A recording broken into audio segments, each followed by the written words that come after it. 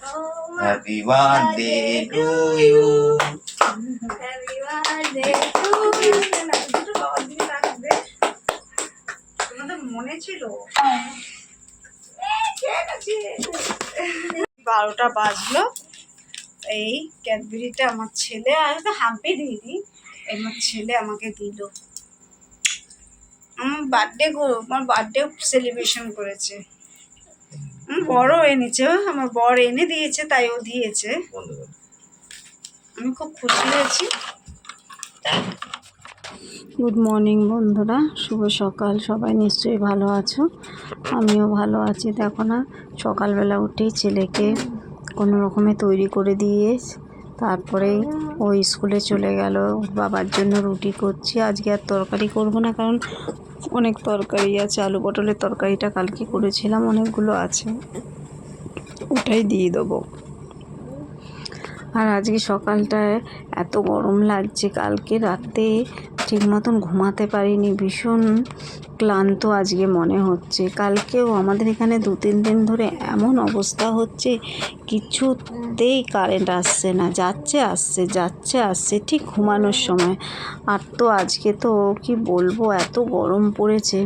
তো সকালবেলা ছেলেকে উঠিয়ে স্নান টান করিয়ে স্কুলে পাঠালাম, ওকে যেতেই হবে। ওর যেহেতু আজকে ওর পরীক্ষা আছে, তা আজকে সকালটা একটু স্পেশালি আছে, কারণ সকালটা বলবো না, আজকে পুরো দিনটাই স্পেশাল। যেহেতু আজকে জামাই ষষ্ঠী, আমরা জামাই ষষ্ঠীতে বাপের বাড়িতে যাই না, সেই সব ল্যাটা অনেক দিনই চুকিয়ে দিয়েছি।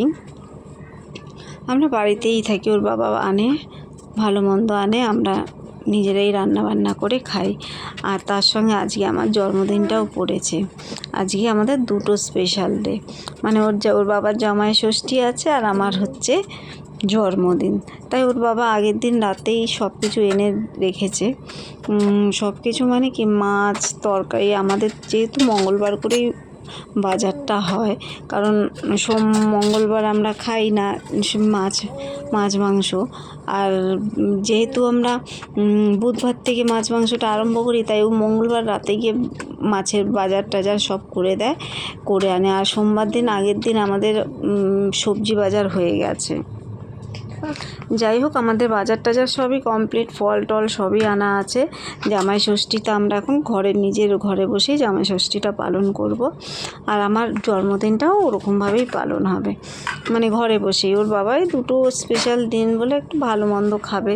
তা আমার এখন আর মাংসটা ভালো লাগে না খেতে, আমার বরঞ্চ মাছই ভালো লাগে। তাই ওর বাবা, আমি যেহেতু ইলিশ মাছটা ভালোবাসি, কচুর শাকটা ভালোবাসি, তার জন্য ওগুলোই নিয়ে এসছে। হ্যাঁ, চিংড়ি মাছ এনেছে। আমি আজকে আর অতটা রান্না করতে পারবো না মনে হচ্ছে, কারণ আবার ছেলেকে সব কাজ করে বাসন টাসন মেজে টেজে আবার ছেলেকে স্কুলে আনতে যেতে হবে। তার জন্য মনে হয় চিংড়ি মাছটা আজকে করব না। আজকে দুপুরে না করলেও হয়তো রাতে করতে পারি, দেখা যাক। এখন আপাতত রুটি হয়ে গেছে ওর বাবার জন্য, আর রুটি করা হয়ে গেছে। এদিকে আমি চা বসিয়ে দিয়েছি, কারণ চাটা করে আর এদিকে মানে যেহেতু স্নান করে রুটি আর পাউরুটিটাকে জেলি দিয়ে মাখিয়ে দিয়ে উনানে ছেঁকে তারপরে ও চলে যাবে খেয়ে দিয়ে। তারপরে আমি রান্না বান্না বসাবো। এইদিকে আমি রুটিটা ছেঁকতেও তো অনেকটা সময় লাগে, তাই রুটি মানে ছেঁকছি। তারপরে ওর টিফিন বক্সে ওর মানে যে আলু পটলের তরকারিটা আছে ওইটাকে ভরে রাখছি। আর ভরে রেখে তারপর ওইটাকে এদিকে আমি মাইক্রোওভেনে গরম করতে দিয়ে দিলাম, কারণ মাইক্রোওভেনে গরম করে তারপরে আবার ফ্যান চালিয়ে ওটাকে একটু ঠান্ডা করে দেবো। কালকের তরকারি তো, যদি ওর বাবা যেহেতু দেরিতে খায়, যদি ওটা আবার নষ্ট হয়ে যায়, তার জন্য আমার একটু ভয় লাগে। তাই আমি ওটাকে আগেই তরকারিটাকে গরম করে ফ্যানের হাওয়াতে ওটাকে ঠান্ডা করে তারপরে প্যাকেট মানে লাঞ্চ বক্সে ভরি। আপাতত ওর জন্য রুটি হয়ে গেছে, চাও বসানো হয়েছে। রুটিটা ছেঁকলেই আমার কমপ্লিট। ওর বাবা চলে যাবে, তারপরে আমি রান্নায় হাত দেবো। তারপরে চাটা হয়ে গেলে ওর বাবাকে খেতে দিয়ে দেবো, ওর বাবা চলে যাবে। তারপরে তো আমি আর মাও একটু খেয়ে নেবো, কারণ সকাল সকাল আমাদের একটু না খেলে না গ্যাসটা হয়ে যায়, তার জন্য তারপরে খাওয়া দাওয়া করে আগে বিছনাটা গুছাবো। প্রত্যেক দিন বিছনাটা এত দেরিতে গুছানো হয় কি বলবো, ভাল লাগে না। একদম রান্নার পরে বিছনা গুছাতে গেলে ওর হয় না। তাই জন্য আজকে ভাবছি আজকে ভাবলাম আজকে এমনিতেও কাজের মাসি আসবে না, সে তো জামাই ষষ্ঠীতে গেছে, তার জন্য 2 দিন ছুটি নিয়েছে। তার জন্য আর কি করব, নিজেকেই সব কাজ করতে হবে। তাই আমার ভাবলাম আজকে তাড়াতাড়ি আগে ঘরটা গুছিয়ে ঘরটা ঝাড় দেবো, মুছবো, তারপরে রান্নার দিকে যাব।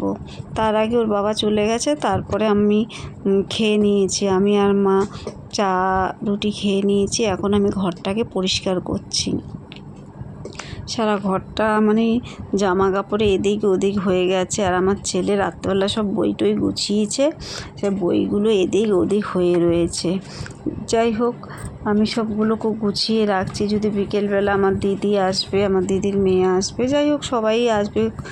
আমি ভাবছি একটা কেক এনে, হ্যাঁ গো কেক আনবে তো, ওর বাবাকে বলেছি কেক আনবে তো, ওর বাবা বলেছে হ্যাঁ একটা কেক আনবো, কেক কাটবো।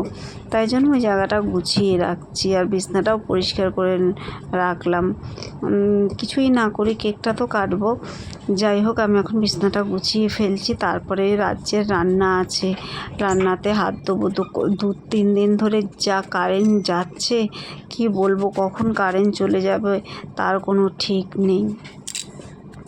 তারপরে তো আজকে অনেকগুলো রান্না, অনেক পদ, কারণ আজকে যেহেতু জামাই ষষ্ঠী সেহেতু অনেকগুলো বাজার এনেছে।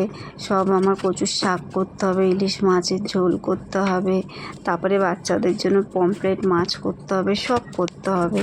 সে নিজেকে একা হাতেই করতে হবে, কি করব।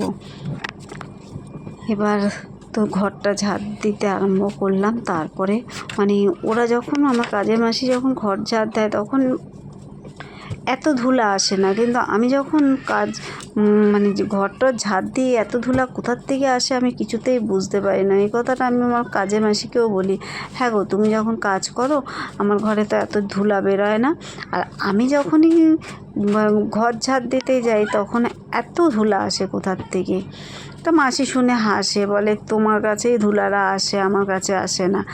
তাই হোক, বুঝতেই পারো যে কাজের মাসির মানে ঝাড় দেওয়া আর নিজেদের ঝাড় দেওয়া কেমন। ওই একদিনই আমি ঝাড় দিই, যেহেতু আমার কোমরটায় প্রচণ্ড ব্যথা, তার জন্য আমি এখন আর ঘর ঝাড় দিতেও পারি, মুছতেও পারি না, ঘর ঝাড় দিতেও পারি না, আর কাছাকাছি করতেও পারি না। যাই হোক, আমি এগুলো করে তারপরে আবার রান্নাঘরে ঢুকতে হবে। এদিকে কি রান্নাঘরে ঢুকবো, সব কিছু ছেড়ে এসে দেখি কারেন্টটা অফ হয়ে গেছে। এই দেখো আমি এখন অন্ধকারে ভূতের মতন এক হাতে টর্চ জ্বালিয়ে রান্না করছি মানে মাছটা আমার ধোয়া টোয়া সবই হয়ে গেছে, ভাতও বসানো হয়ে গেছে। তা দেখি এখন ওই সাইডে একটা লাইট জ্বালিয়ে রেখেছি, এই সাইডে একটা মানে ব্যাটারির লাইটগুলো আর ফোনের আলোতে আমার রান্নাঘর এখন একটু আলো হয়েছে। এদিকে আমি মাছগুলো ভেজে নিচ্ছি, তারপর কচুর শাকটাও সেদ্ধ করে রেখেছি। মানে ঘরটা গুছাতে গুছাতে ওইদিকে আমি কচুর শাকটা সেদ্ধ করে রেখেছি। আর এই টর্চ ধরে ধরে কি রান্না করা যায়, এক হাতে টর্চ ধরে রেখেছি আর এক হাতে রান্না করছি। মানে কে জানে, সারা রাত ছিল না, তারপরে আবার সকালবেলাও থাকবে না, এই কথাটা আমি মানে ভাবতেই পারিনি। তাহলে একটা মোম নিয়ে আসতাম। যাই হোক, কষ্ট করে তো আজকে করতে হবে, তারপরে আবার ছেলেকে আনতে যেতে হবে। এদিকে আমার সময় চলে এসছে, প্রায় 2টো বেজে গেছে, আমার এখনও মাছের ঝোল হয়নি, কারণ 3টের মধ্যে আমার বেরিয়ে যেতে হবে। জানি না আমি পারবো কি না, পারতে তো হবেই, আর কোনো রকমে মনে আজকে পুজোটা দিতে হবে। এদিকে আমার দেখো কচুর শাকটাও হয়ে গেছে, মাছের ঝোলও হয়ে গেছে, ভাত হয়ে গেছে, সব কিছু কমপ্লিট হয়ে গেছে। তাড়াহুড়ো করে গিয়ে কোনো রকমে শুধু গোপাল দিয়েছি আজকে সারা মানে সব ঠাকুরকে ঠিক মতন দিতে পারিনি। আর কি করব, এখানে আমার ছেলে আর মেয়ের জন্যই পমফ্রেট মাছ করে রেখেছি, ভাত আর কচুর শাকের তরকারি আর ইলিশ মাছ। তারপরে আমরা খেতে বসে গেছি, আর কাউকেই কিছু বলিনি, শুধু আমার কাকার মেয়ে আমার সামনে থাকে, তাই ওকে ধরে নিয়ে এসেছি, তুই চল খাবি আমার সাথে। খাওয়া দাওয়া কিছু নেই, তার থেকে আমার খাওয়া অনেকটা বেশি, কিন্তু আমিও মোটা না, আমি একদম পাতলাই। তা আমরা তো এখন খাওয়া নেওয়া হয়ে গেছে আমাদের। আমি নিলাম চিচিঙ্গা ভাজা, মানে চিচিঙ্গা ভাজাটা কালকের ছিল, সেটাকেই গরম করে নিয়েছি। আর এদিকে কচুর শাক আর মাছের ঝোল। আর আমার বোন তো চিচিঙ্গা ভাজা খাবে না, ও শুধু কচুর শাক দিয়ে খাবে।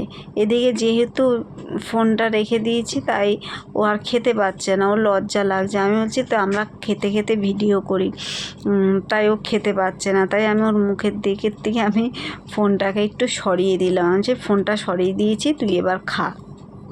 তাই ও খাচ্ছে, আর ফোনটা পুরোপুরি একদম আমার দিকেই করে নিলাম, কারণ এখন আমার ছেলেকে মাছ দিয়ে ভাত দেওয়া হয়ে গেছে, আমি মেখে দিই, ও আবার মাখতেও পারে না, এত বড় ছেলে হয়ে গেছে, মেখেও খেতে পারে না, তার জন্য ওকে মেখে দিয়ে দিয়েছি। এবার আমি খেতে বসে গেছি। আজকে প্রচণ্ড খিদে পেয়েছে, তাই আমি আর কিছু বেশি বললাম না।